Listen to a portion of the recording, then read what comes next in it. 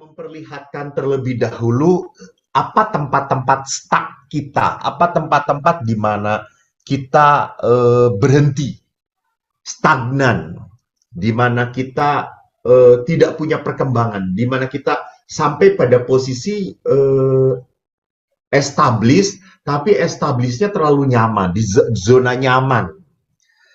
Jangan pernah lupa bahwa kalau Anda tanya, apakah salah orang berhenti di zona nyaman? Salah.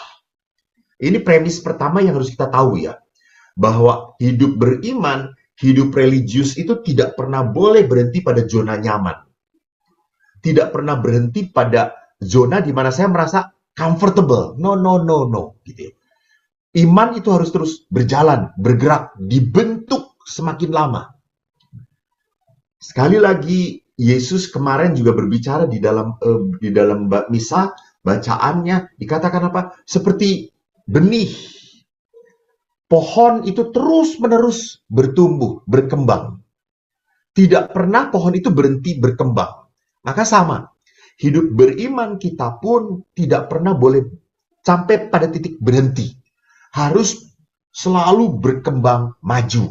Nah, sekarang saya ingin perlihatkan bahwa di dalam kehidupan kita seringkali mengalami pengalaman-pengalaman kalvari, pengalaman-pengalaman tengkorak, pengalaman-pengalaman di mana sama seperti Yesus kita berteriak Eloi, Eloi lama sabachthani gitu. Allah, mengapa engkau meninggalkan aku? Karena get stuck, orang dalam berelasi seringkali get stuck di dalam apa? Di dalam trauma, ketakutan. Di dalam pengalaman kapok, nggak mau lagi. Gitu. Kalau orang sudah mengatakan kapok, nggak mau lagi, dia nggak akan pernah mencoba lagi. Gitu. Dia tidak akan pernah mau untuk mengalami kembali bahwa saya sudah pernah disakiti, pernah mengalami pengalaman pahit dengan dia. Saya coba identifikasikan, pengalaman-pengalaman tengkorak ini yang bisa kita hadapi. Jadi pengalaman-pengalaman tengkorak, pengalaman-pengalaman stuck itu bisa terjadi secara batinia, jiwa, tetapi bisa terjadi pengalaman stuck ini dalam hal ketubuhan, kebadanan. Maka bisa terjadi bahwa saya itu punya pengalaman kalvarinya, tempat tengkoraknya di dalam tubuh kita gitu. Saya mengalami sakit yang tidak berkesudahan, tidak pernah sembuh-sembuh. Mungkin Anda tahu salah seorang dari konfrater kami, konfrater Rutten baru saja meninggal dunia. Beliau konfrater yang sangat senior, di atas 80. Beliau kena Alzheimer, beliau kena Parkinson, gitu. Lalu tangannya selalu bergerak. Dan suatu hari saya bertemu beliau dan saya tanya, Romo, apakah mungkin penyakit ini disembuhkan? Dia mengatakan enggak. Penyakit ini tidak bisa sembuh. Gitu. Saya harus hidup bersama penyakit ini. Lalu saya tanya, lalu bagaimana perasaan Romo, batin Romo pada saat harus menghadapi penyakit yang tak tersembuhkan? Apa yang membuat Romo bisa berharap? Gitu ya. Kan kalau orang punya penyakit yang bisa disembuhkan kan pasti ada harapan untuk sembuh. Gitu. Tapi kalau penyakit itu sudah divonis bahwa tidak akan bisa sembuh, lalu saya mengatakan, apa yang membuat Romo bisa bersemangat untuk menghadapi penyakit yang tidak sembuh ini? Dan Romo itu berkata, ya saya masih mencoba untuk melihat hal-hal yang bisa saya syukuri. Gitu. Bahwa saya bersyukur saya tidak kehilangan memori saya. Saya masih bisa ngobrol dengan baik. Saya bisa berbicara walaupun kadang-kadang, mohon maaf, keluar air liur dan kadang-kadang tidak jelas. Tetapi saya masih bisa perlahan-lahan berbicara. Jadi, bisa terjadi bahwa pengalaman kerentaan, pengalaman bagaimana setiap bagian tubuh kita mulai melemah, mulai menunjukkan ketidakmampuannya, itu pun membuat kita mengalami pengalaman tengkorak. Kok seperti ini ya Tuhan, gitu ya. Bisa juga dalam pikiran. Kita mempunyai hal-hal pikiran-pikiran yang menggelisahkan kita. Seringkali pikiran-pikiran yang menggelisahkan itu adalah tentang masa depan. Kami ikut. Ya. Tentang yang akan kita hadapi. Apakah saya bisa mempunyai anak yang menghargai saya? Apakah anak saya yang sudah semakin tua ini bisa punya jodoh yang baik? Atau apakah orang yang baru menikah pun, apakah pasangan saya akan setia dengan saya atau tidak? Apakah anak saya nanti kalau sekolah bisa nggak saya biayain? Itu. Jadi pikiran-pikiran ini yang ke depan membuat saya ketakutan dan gelisah. Bisa terjadi pun identifikasi tempat tengkorak adalah apa? Hubungan dengan sesama. Saya sulit berkomunikasi, saya males, saya enggan. Paling-paling kalau ngomong dengan dia ujungnya marah, ujungnya jengkel. Maka lebih baik saya distancing, mengambil jarak gitu. Padahal saya tidak mungkin mengambil jarak pada dia. Itu yang beratnya gitu ya. Kalau kita mungkin mengambil jarak dengan orang itu ya oke, fine saja gitu ya. Tapi kalau saya tidak mungkin mengambil jarak dengan dia, padahal saya tidak mau nyapa dia, saya tidak mau ngobrol dengan dia, sampai kapanpun suasana kehidupan akan menggelisahkan saya. Dan tempat tengkorak itu pun bisa kita lihat di dalam kehendak keinginan kita. Mimpi yang setelah lama kok tidak pernah menjadi kenyataan. Ya. Dulu itu waktu muda saya tuh mimpi menikah dengan orang yang sangat saya harapkan. Ideal bagi saya, memenuhi harapan saya. Tapi setelah jalan bersama kok tidak seperti ini gitu. Maka ada sebuah pengalaman di mana saya merasakan nggak nyaman juga ya. Bagaimana saya tetap harus menjalaninya. Dan identifikasi tengkorak pun bisa terjadi dalam bidang emosi. Gitu.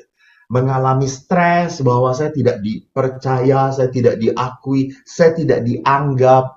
Apa yang saya pikirkan, apa yang saya rasakan tidak pernah didengarkan oleh pasangan. Beberapa saat ini saya sedang menemukan permasalahan relasi antara suami istri. Bagaimana istrinya sampai pada titik kebekuan. Relasi seksualitas entah itu dalam kerangka membangun kehangatan ataupun biologis diblok oleh para istri.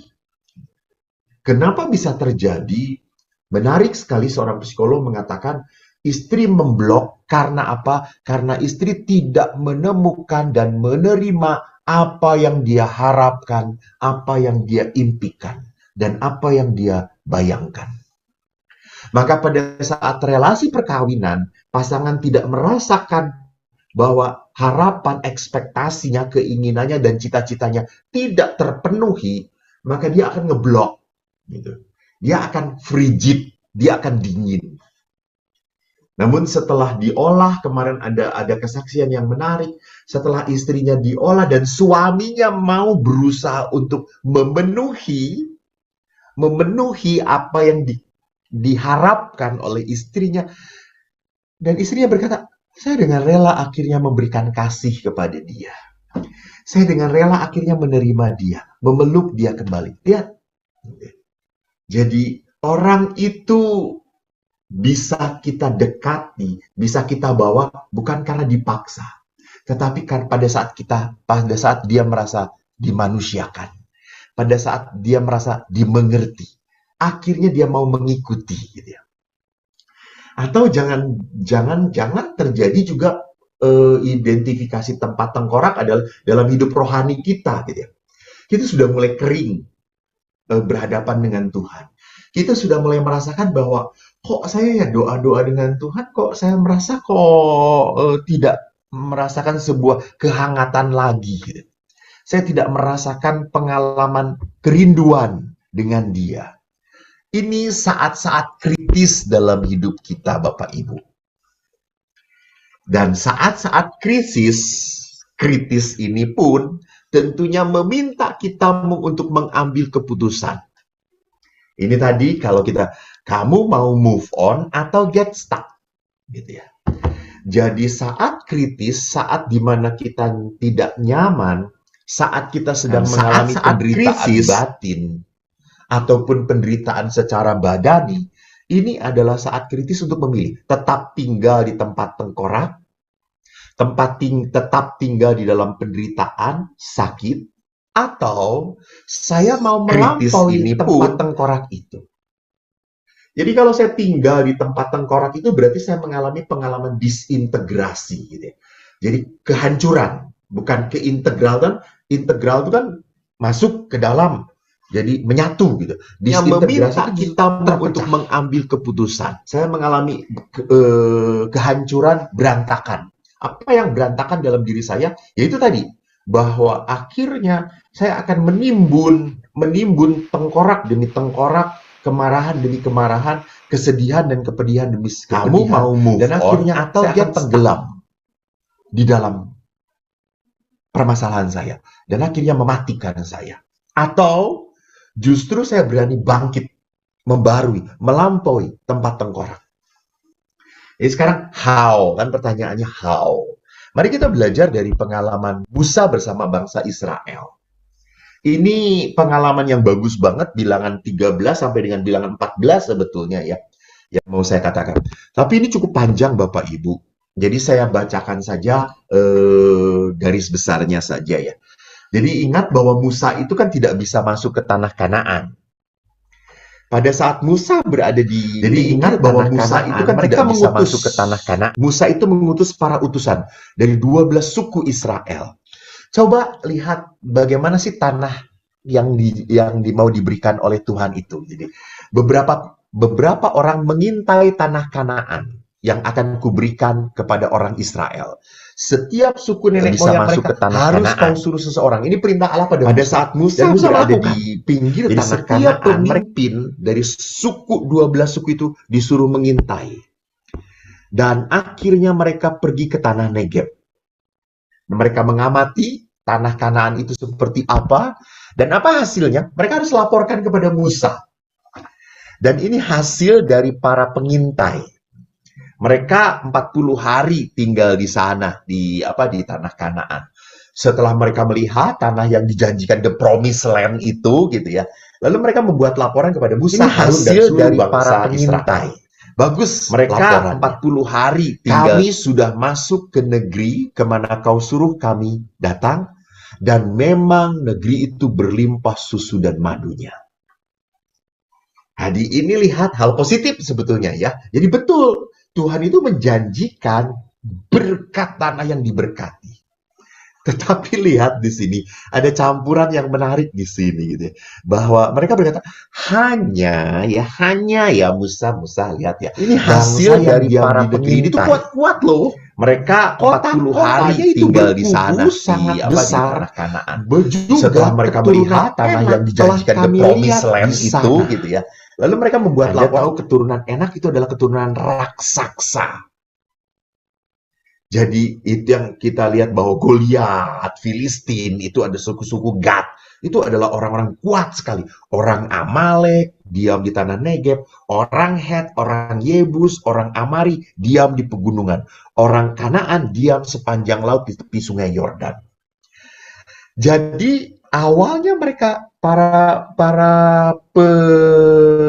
peneliti ini, yang yang dikatakan oleh Musa ini sebagai orang-orang pengintai, mengatakan positif. Benar, tanahnya bagus.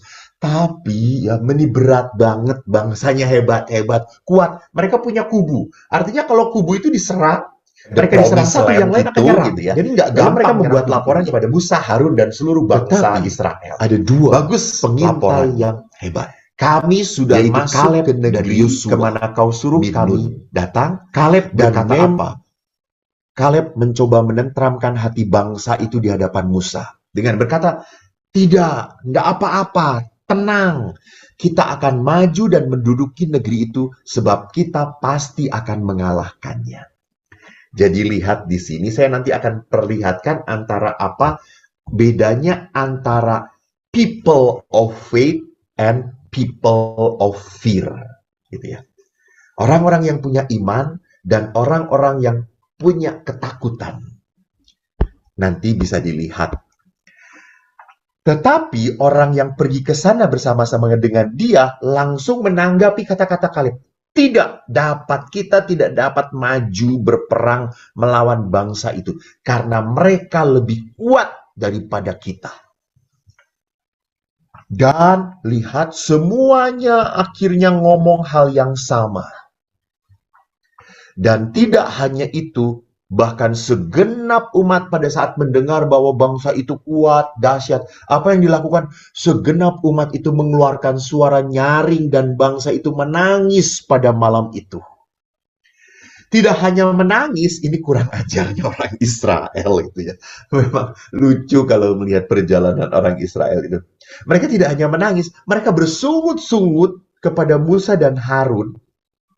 Bahkan sungut-sungutnya itu gerutunya bagus banget. Dikatakan ini, ah Musa, sekiranya kami mati di tanah Mesir atau di padang gurun, itu lebih baik gitu ya. Mengapa Tuhan membawa kami ke negeri ini supaya tewas dengan pedang?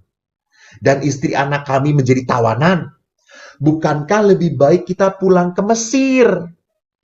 Lalu mereka berkata, yuk kita pulang aja ke Mesir. Lebih baik kita tetap jadi budak. Itu sinting banget. Gila gitu.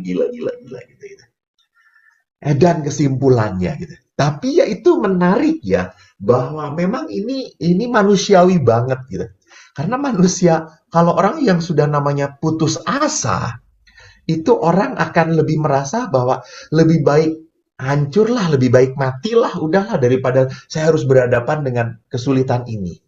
Jadi sebetulnya orang yang putus asa itu bukan orang yang berani mati, bukan.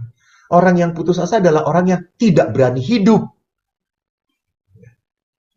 Jadi mereka itu selalu akhirnya dipenuhi dengan apa? Lihat, lebih baik kita menderita dari dulu daripada kita harus mati di perang ini. Dan Yosua akhirnya turun tangan. Tadi kala Kaleb sudah ngomong, Yosua bin Nun dan Kaleb termasuk orang yang mengintai itu, mereka bahkan mengoyakkan pakaian dan berkata, negeri yang kami lalui untuk diintai itu luar biasa bagusnya. Jika Tuhan berkenan pada kita, ia akan membawa kita masuk ke negeri itu dan memberikan kepada kita negeri yang berlimpah susu madunya. Dan dikatakan di ayat 9, Tuhan menyertai kita, jangan takut kepada mereka. Jadi Yosua dengan Kaleb ini adalah orang-orang yang berbeda sudut pandangnya. Mereka sadar bahwa kalau Tuhan itu mau memberikan berkat, halo, tidak begitu saja mudah diterimanya. Jadi kalau Tuhan, ada panggilan dari Tuhan. Saya pura-pura nggak mendengar saja. Nanti kalau mendengar saya langsung menghilang. Gitu. Jadi Yosua dan Kaleb itu sadar kalau Tuhan mau memberi berkat, tidak akan begitu mudah saja berkat itu dinikmati. Effortful, gitu ya. Butuh pengorbanan. Butuh sesuatu yang harus kita korbankan untuk memperoleh sebuah hal yang lebih indah. Maka lihat toh, pada saat orang menemukan harta yang terindah, dia akan buang segala-galanya untuk mendapatkan harta yang terindah itu. Ini kan sama toh dengan dengan ajaran Yesus sendiri gitu ya. Tetapi apa yang terjadi? Kaleb dan Yosua, orang-orang yang positive thinking ini, ditanggapi dengan apa? Bab 14 ayat 10 menarik. Segenap umat itu mengancam hendak melontari kedua orang itu dengan batu. Lalu Tuhan campur tangan memang di sini di dalam kisah berikutnya. Silakan Bapak Ibu membacanya, bagus banget Bilangan ini 13 dan 14 ini. Tentang bagaimana people of faith dan people of faith ini. Maka tadi kalau kita orang yang stuck, tentunya kita adalah orang yang people of fear gitu. Tetapi pada saat kita adalah orang yang berani move on, kita adalah orang-orang yang beriman, percaya. Nah, apa yang menarik dari kisah dari orang Israel ini? Kita pun sama, mengalami hal yang sama. Jadi setiap orang itu punya pengalaman yang sama, tetapi yang kita lihat itu sebetulnya realitas itu bukan apa yang kita lihat. Realitas itu apa yang kita pikirkan dan apa yang kita rasakan. Karena kejadian yang sama belum tentu menghasilkan pikiran dan perasaan yang sama. Seperti kemarin, saya naik mobil dari Jakarta ke Bandung, naik travelnya penuh, 8 orang, saya duduk di belakang, supirnya itu anak muda, kenceng banget, saya sampai terbanting-banting di belakang gitu ya. Dia lupa bahwa dia bawa manusia, bukan bawa barang. Dan waktu saya melihat teman-teman saya yang di samping, mereka tidur nyenyak, menikmati. Pada saat saya digoyang-goyang, saya seperti dikocok-kocok, diaduk-aduk, seperti di blender gitu ya. Maka pas turun juga langsung jackpot gitu. Saya nggak keluar, langsung nggak kuat gitu. Mual saya. Saudara-saudaraku yang aku tidak kenal, tapi saudara-saudaraku ini semua tidur. Mereka merasa bahwa itu bukan goyangan seperti dibantang-banting. Itu seperti kalau anak kecil itu seperti diayun-ayun gitu. Mereka pada saat malah tidur makin nyenyak gitu. Lihat, peristiwanya sama. Tetapi bagi saya itu musibah. Bagi saya itu adalah penderitaan. Tapi bagi orang ini, enak-enak saja tuh, fine-fine saja tuh, it's okay gitu. Berarti apa? Berdasarkan pikiran dan perasaan dia. Mungkin dia sudah terbiasa dengan hal itu. Maka kita pun sama, bahwa kita harus tahu kenyataan itu tentunya adalah seperti yang kita pikirkan dan kita rasakan. Ya tadi ya terjadi. 12 orang disuruh melihat tanah Kanaan, tapi 10 orang melihat dengan negatif, 2 orang melihat dengan positif. Maka people of fears, itu orang yang get stuck, lebih senang diam, ciri-cirinya apa? Orang ini penuh dengan kekhawatiran. Dia tidak pernah melihat sebuah kesulitan sebagai tantangan. Selalu kesulitan dilihat sebagai hambatan. Maka orang-orang seperti ini ciri-cirinya apa? Quit. Melarikan orang diri. Ini penuh dengan kekhawatiran. Dia tidak bahkan yang kedua, people of fears itu cirinya apa? Mereka membangun cerita-cerita yang lebih mengerikan. Supaya apa? Supaya semakin diteguhkan bahwa memang mustahil untuk bisa. Gak mungkin untuk bergerak. Jadi kalau orang itu sudah punya pola pikirnya gak bisa, gak mungkin. Mau diomongin seperti apapun, ya tetap gak mungkin. Maka ini paling berat di dalam meja konseling. Kalau orang sudah berkata, Romo susah lah, suami saya mah susah gitu ya. Ya sudah, gue mau ngomong apa lagi gitu ya. Kata saya, ya udah kalau susah bunuh aja bu, kata saya tuh. Kan susah toh gitu ya. Terus mau diapain gitu ya. Jadi kalau you think kita punya pikiran bahwa dia orang susah, dia memang dari dulunya juga kayak gitu orangnya, ya sudah. Kita seperti tidak punya celah untuk masuk ke dalam dia. Kita seperti tidak punya kesempatan untuk bermain dan menikmati dengan dia. Nah, di sini kita harus sadar gitu, bahwa pada saat kita selalu punya pola pikir nggak bisa, susah, nggak mungkin, maka kita akan menutup semua kemungkinan. Selogik-logiknya orang ngomong selogis-logisnya tetap tidak akan nembus. Sehingga di dalam konseling juga saya ngerti gitu, mana orang yang bisa diberi nasihat, mana hanya orang yang hanya butuh didengarkan. Kalau orang butuh didengarkan, ya udah gue dengerin aja gitu. Pastor nasihatnya apa? Nggak ada. Percuma gue ngasih nasihat lo, kata saya. Capek gue bibir gue gitu. Ya, nggak mungkin karena dia pada saat diberi nasihat langsung, iya sudah saya lakukan. Saya sudah tahu itu sudah lakukan. Ya sudah, terus ngapain gue lu kesini? Kata saya tuh.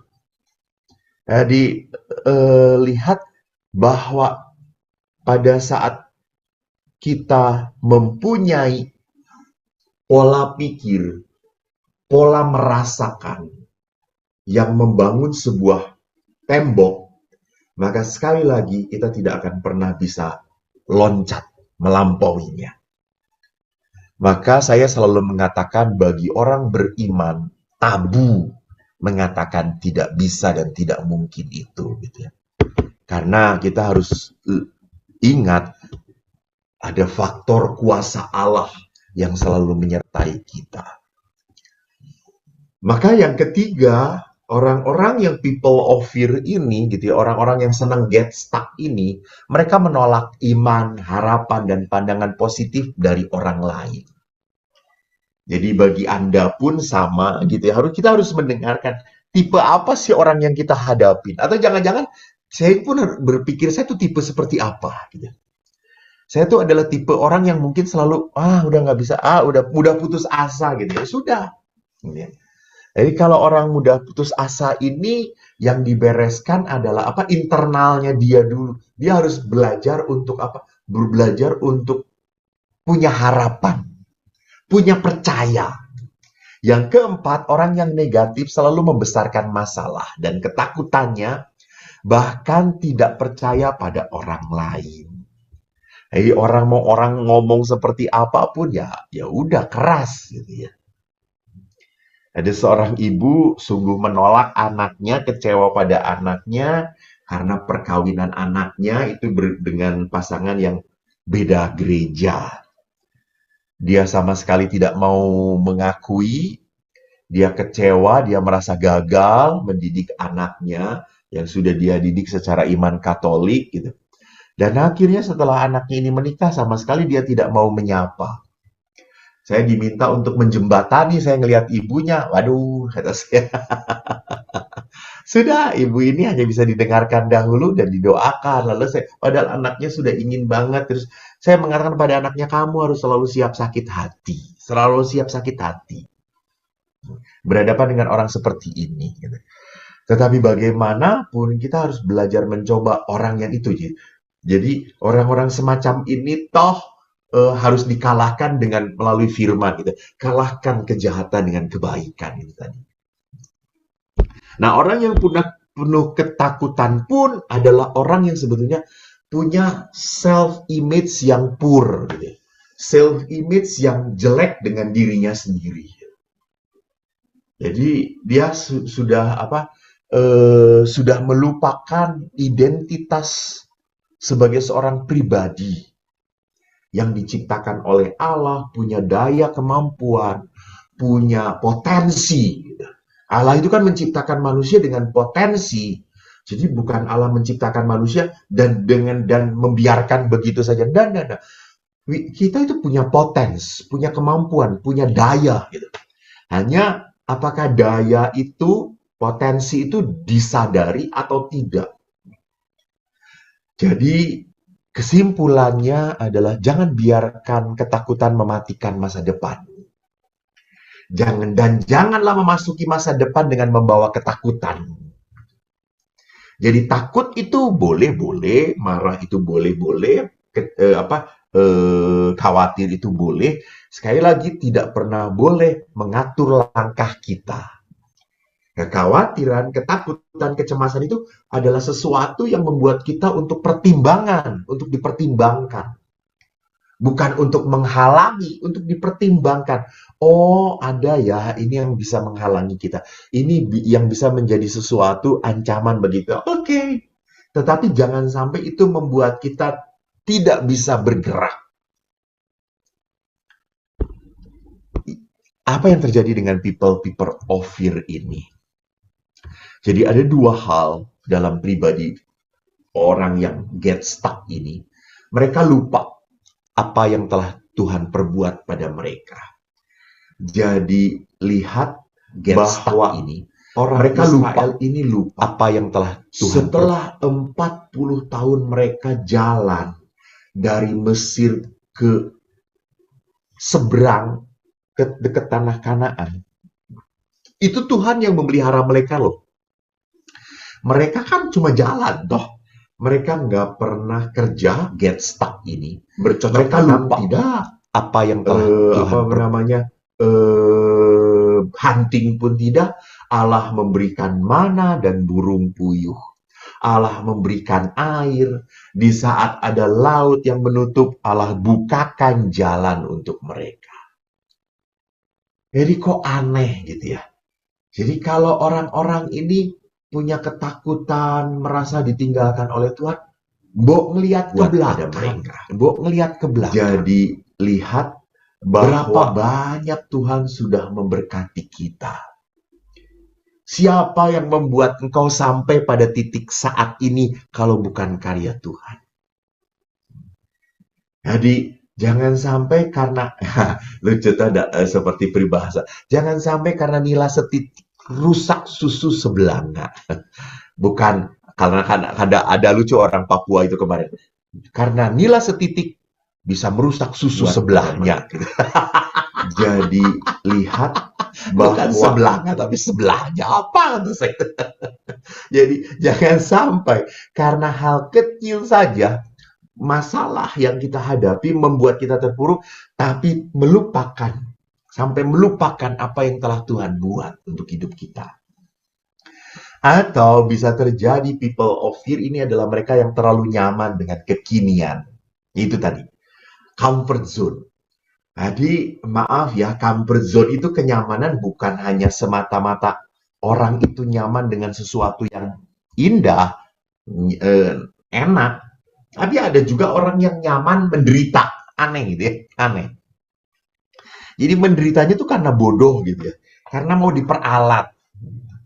Jadi jangan sampai, saya kan selalu mengatakan, sacrificing itu harus jelas gitu ya. Sacrificing itu sebuah pengorbanan yang kita berikan bagi orang yang kita lakukan supaya menjadi lebih baik. Jadi orang yang kita berikan pengorbanan kita itu supaya menjadi lebih baik, lebih mulia, bergerak dari yang tidak nyaman menjadi nyaman, bergerak dari sakit menjadi sembuh. Nah itu sacrificing kita. Kan sama, sacrificing-nya Yesus pun dilakukan supaya manusia yang berdosa ini yang tidak pantas menjadi pantas berhubungan dengan Tuhan. Tapi kalau sacrificing-nya membuat orang yang kita beri korban itu menjadi nyaman dan akhirnya ketergantungan pada kita dan kita sacrificing terus, itu bukan pengorbanan, itu kebodohan. Gitu. Itu ketololan gitu ya. Dan ada orang yang nyaman seperti itu, nyaman dibuat menderita oleh orang lain.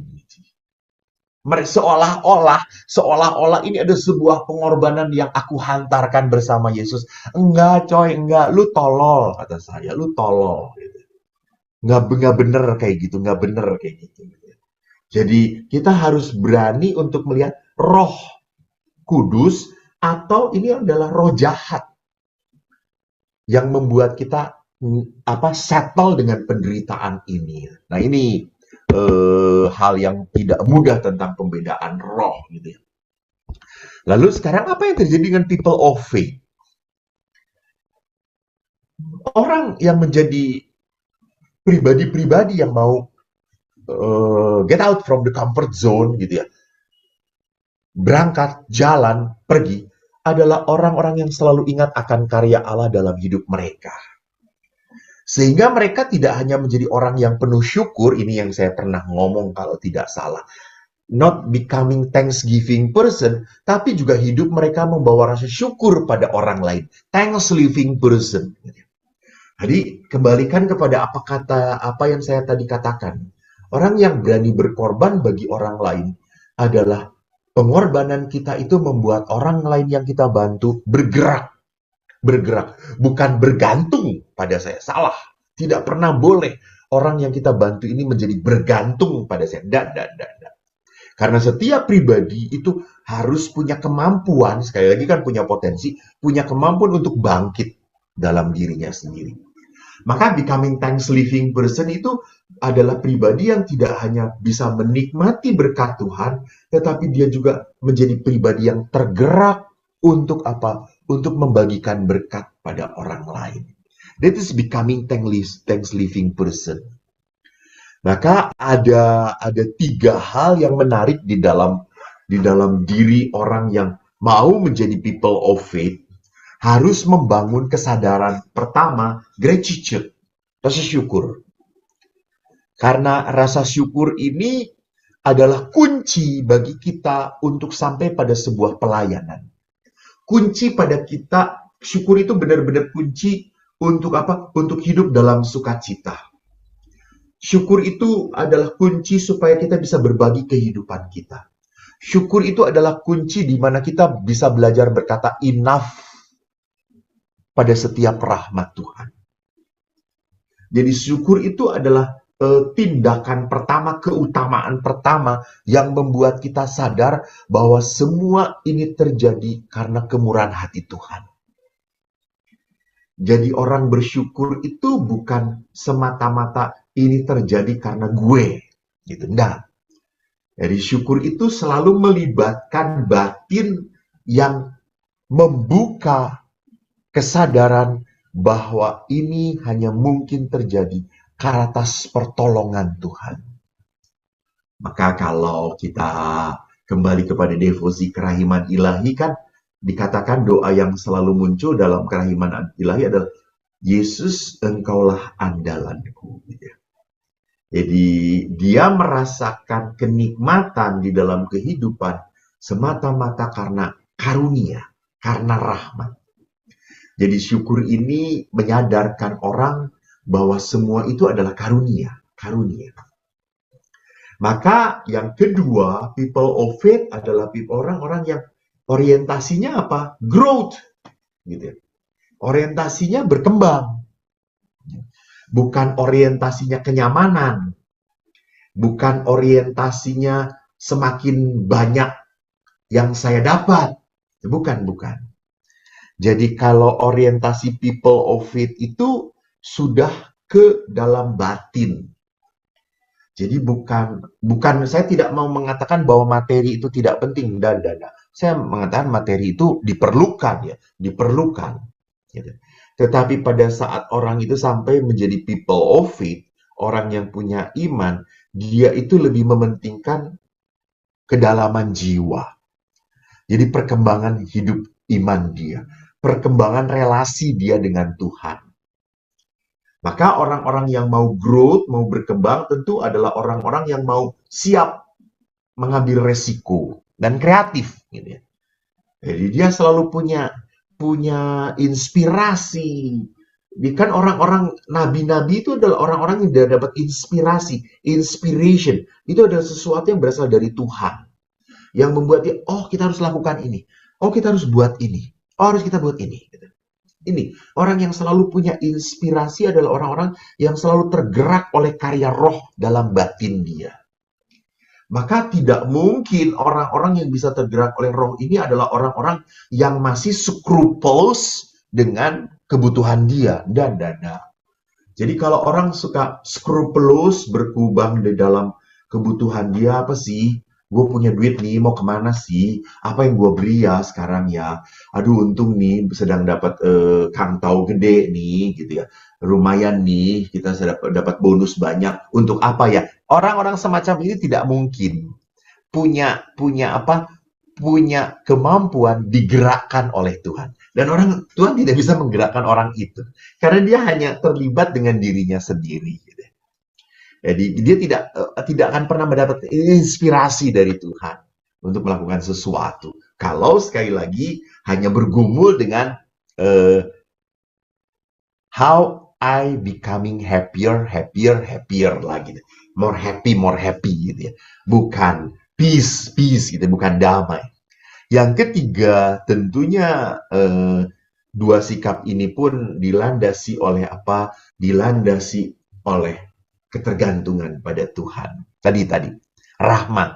Semua karena rahmat. Semua karena kemurahan hati Tuhan.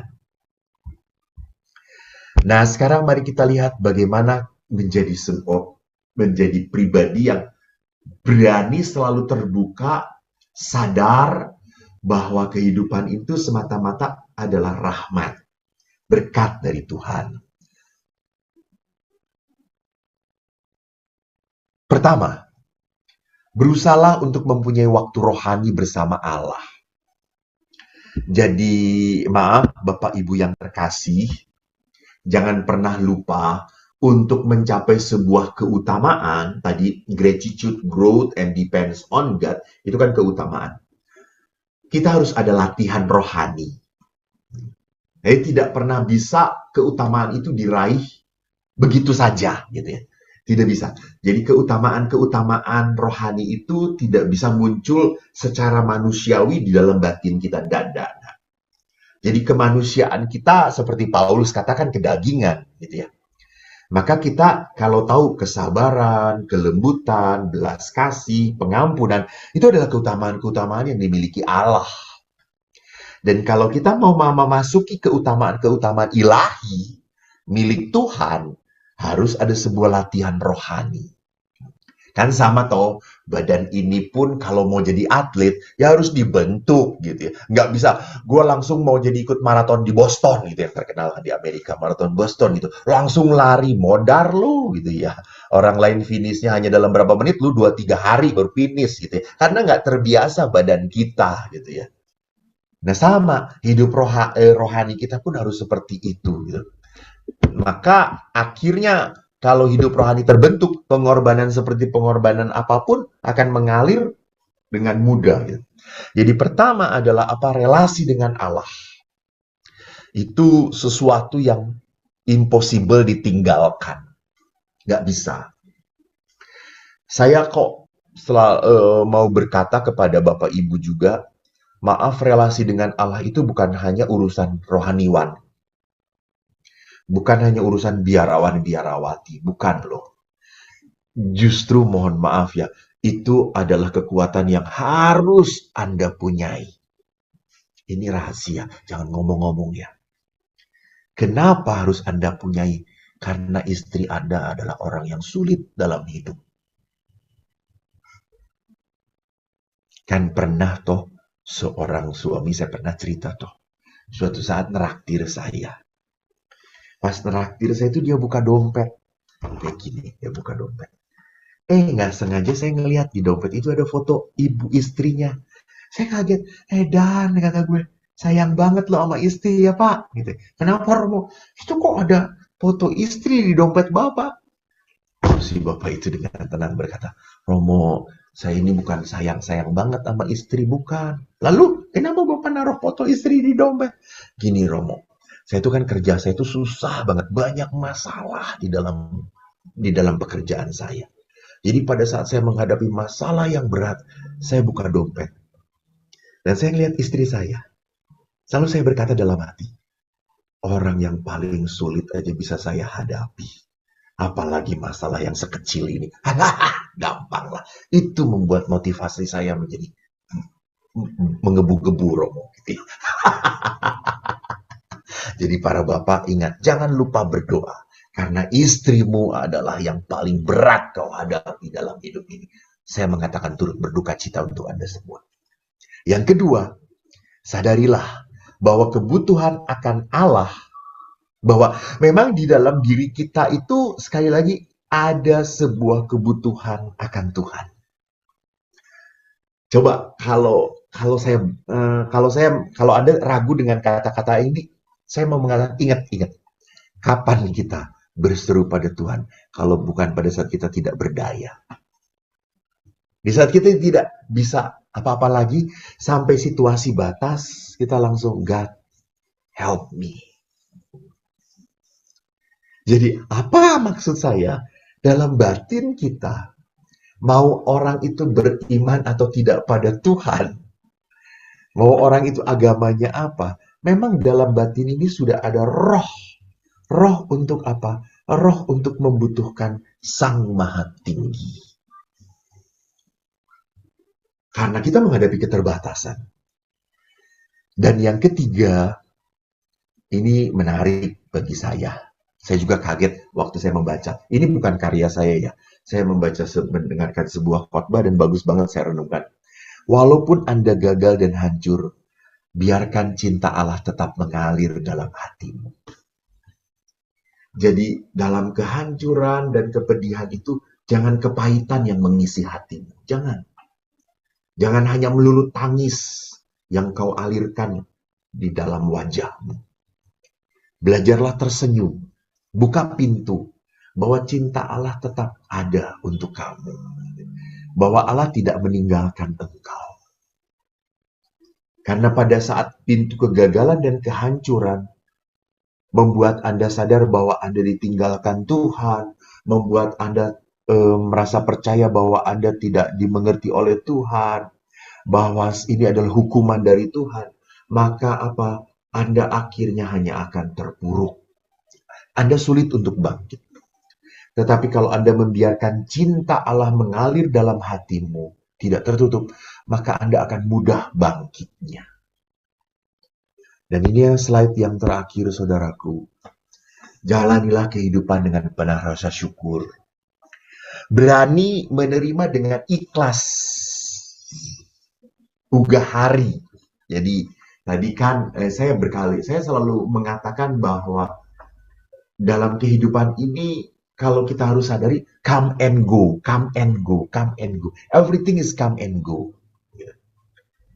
Saya pernah berkata, ya saya syukur kemarin tiba-tiba ada umat yang ngasih angpau, kyonghi, ngasih angpau. Wow, kata saya thank you. Terus saya di paroki itu kan punya karyawan, ada 16 karyawan. Lah, gua walaupun ingnijen, gua ngasih angpau juga gitu ya. Lalu saya bungkusin, lalu mereka, ayo kyonghi sama gue gitu ya. Emangnya pastor kyonghi lah, pokoknya gue kasih angpau nih gitu saya tuh. Jadi saya juga ngasih kepada mereka. Kenapa gitu kok tidak mau gitu? Untuk apa kita mengumpulkan gitu? Kalau kita berkata kalau saya sudah diberi, biarkan orang lain, mungkin bukan untuk saya itu. Tuhan memberikan untuk dia, tetapi melalui saya gitu ya. Jangan sampai berkat untuk dia terhambat karena kepelitan saya gitu ya. Jadi inilah keikhlasan, inilah keugarian. Ugari itu adalah artinya apa? Tidak mau melekat kepada berkat Tuhan. Jadi orang boleh mensyukuri berkat Tuhan, boleh, tapi jangan melekat pada berkat Tuhan. Dan yang terakhir adalah pupuklah rasa lapar dan haus akan Allah. Sehingga apa? Pada saat kita memupuk rasa lapar dan haus akan Allah, dahaga akan Tuhan. Seperti Santo Ignatius Agustinus pernah berkata, sejak aku mencicipimu, sejak itu aku haus dan lapar akan engkau. Jadi memang Bapak Ibu yang terkasih, jangan pernah lupa bahwa yang membuat kita hanya bisa damai, sukacita adalah Allah. Dan yang memampukan kita untuk menjadi pribadi yang berani melompat, yang disebut sebagai the leap of faith, gitu. Lompatan iman, hanya kuasa Allah, hanya roh Allah. Jadi kita tidak akan pernah bisa keluar, bergerak, move on, kalau roh Allah tidak menyertai kita. Tuhan memberkati. Shalom.